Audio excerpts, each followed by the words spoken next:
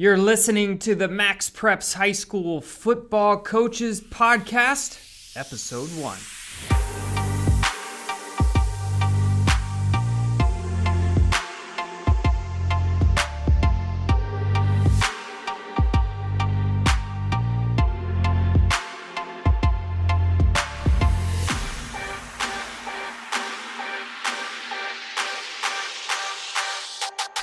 And we welcome you into the High School Football Coaches Podcast by MaxPreps.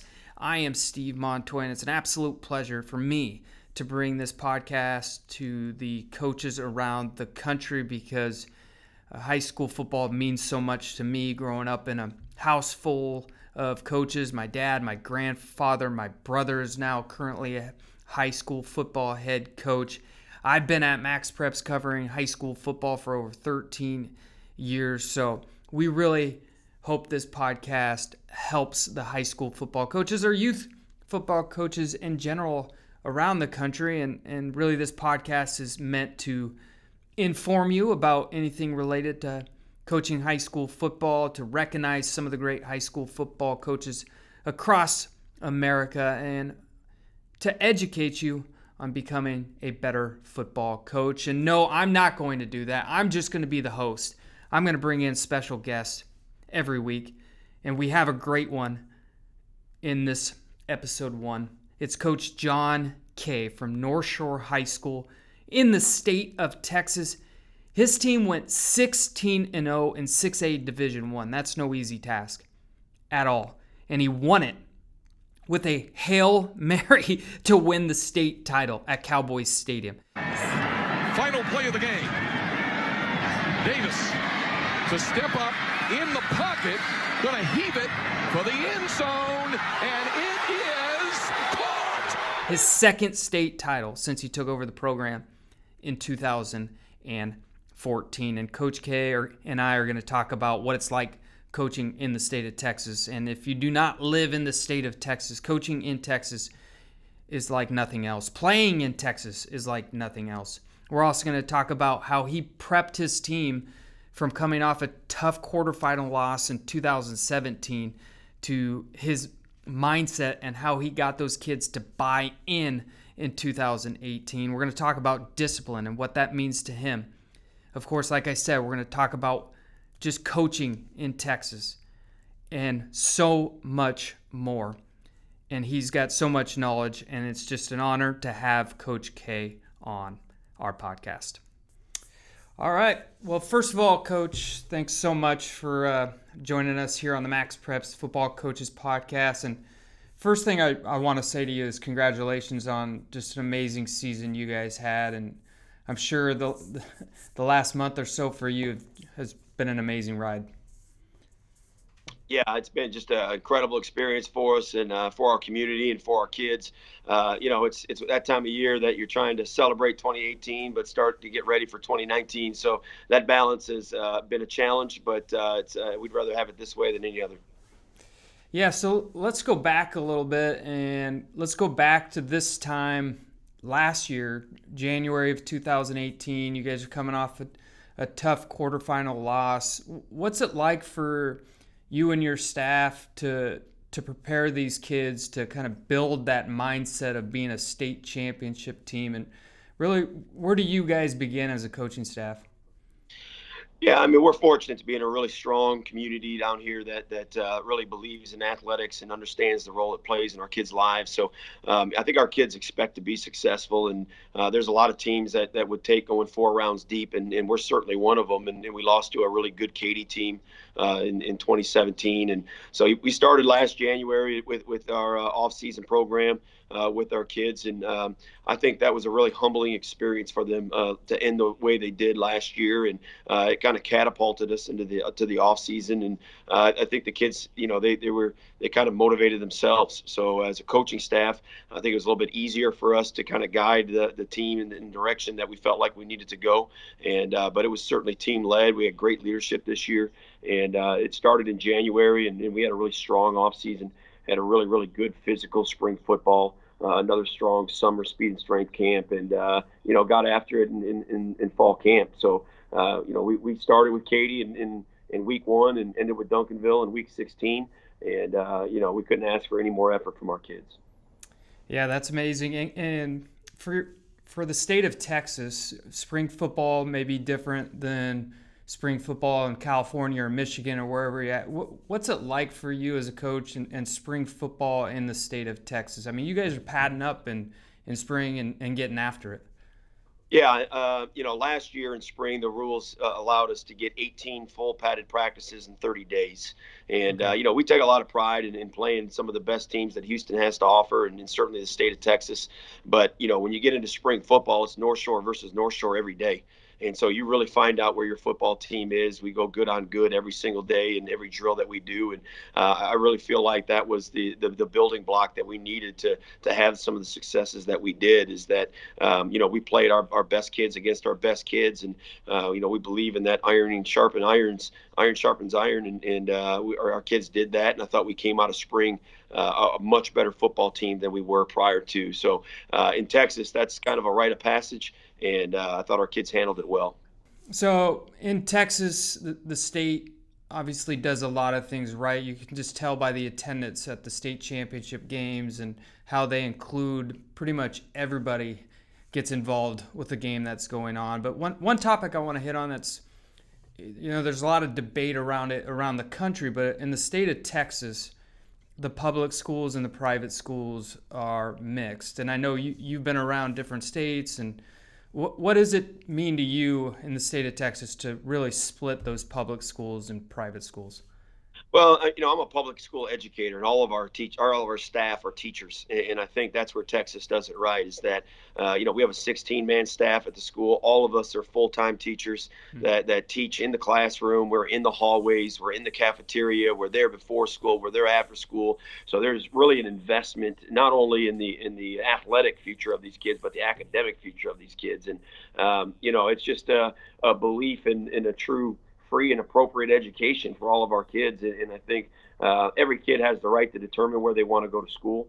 But for things to be equitable, to me, the public schools need to be playing with the public schools, and the privates playing the private schools. And there, that everybody's playing by the same rules. So as a public school educator, before I'm a high school football coach, I believe in that. And I think the strength of our public school system and the strengths of the education that we're able to provide down here in Texas as a result, that the kids feel like they can go to public school and participate in band and in choir and drill team and ROTC and in athletics, and know they're going to compete against other people they're playing against the same rules or playing with the same rules. So it's a philosophical thing. But I grew up in Michigan where private schools and public schools will play each other in a state championship, and it was the same way in Illinois when I went to college there. And I think Texas does it right, and that's why I'm here.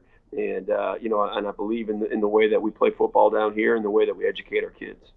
So, just hearing you talk, so all of your assistant coaches are also teachers at the school? That's correct. That's great. And speaking of your assistant coaches, sometimes the assistant coaches can go underrated about how important they really are to the head coaches. And really, can you just talk about how you go about picking your staff and just what your assistant coaches actually mean to you as a head coach? Well, I mean, I'm in a very fortunate situation here that we've got a lot to offer, so far as our school district is concerned. So we're hiring teachers, and they do a really good job of offering a good salary here and a good teaching schedule and good incentives to coach. And so that allows us to recruit the best of the best when it comes to finding assistant coaches.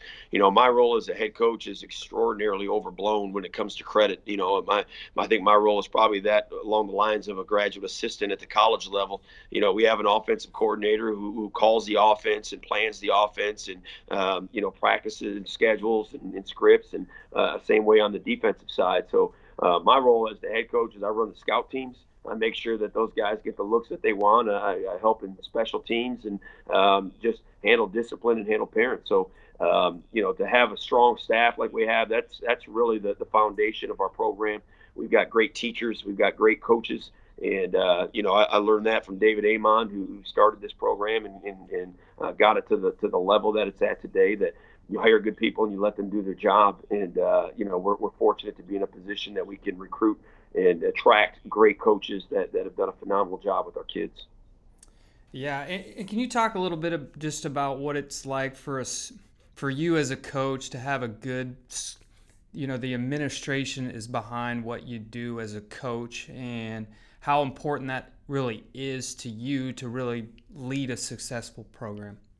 You can have the best athletes and the best coaches that you want. If you don't have a strong administrative staff that believes in your vision and believes in the role of athletics in the schoolhouse, then you're going to be fighting behind the eight ball for the entire season. And here we've got a superintendent that's probably the biggest cheerleader of anybody in the community, and she believes in what we're doing with instilling character and discipline and work ethic and the things that go beyond the X's and O's that people see on the field for 48 minutes. And we've got deputy superintendents and assistant superintendents that have been through this process, that have been in the buildings, that know the role of athletics in the lives of our students and in the culture of the school. And we've got a principal that's second to none when it comes to supporting not just athletics, but all of our extracurricular activities, and in a community that believes in it. And when you have that belief, you get the facilities and you get the support and you get the attendance and the things that make for an electric atmosphere on Friday night. So there's definitely a lot more to it than just the football aspect of it. And like I stated before, we're in a position here that we've had some good success, and that's a direct result of strong administration, great coaches, and tremendous talent. Yeah, and Coach, I've listened to some of your interviews in the past, and just hearing you talk now, and I've heard you use the word discipline before. And what's that word, and what's that really mean to you as a coach, and how important is that for you? Yeah, I think we see it where it, in the game of football, it's a great microcosm of life where it can expose your discipline or lack thereof. And I think that's the biggest thing that we want. As an educator, I haven't been around too many teenage kids that don't truly want discipline in their lives. Now, they might fight it initially, but I think all of us, and especially the kids that are in our community, truly want structure. They truly want discipline. They want to be held accountable. And this is a great vehicle for us to provide that in their lives. And we're about trying to get more kids in our program and not try to weed them out. And when you do that, I think kids fall in line with each other and they follow the expectations that they've naturally set.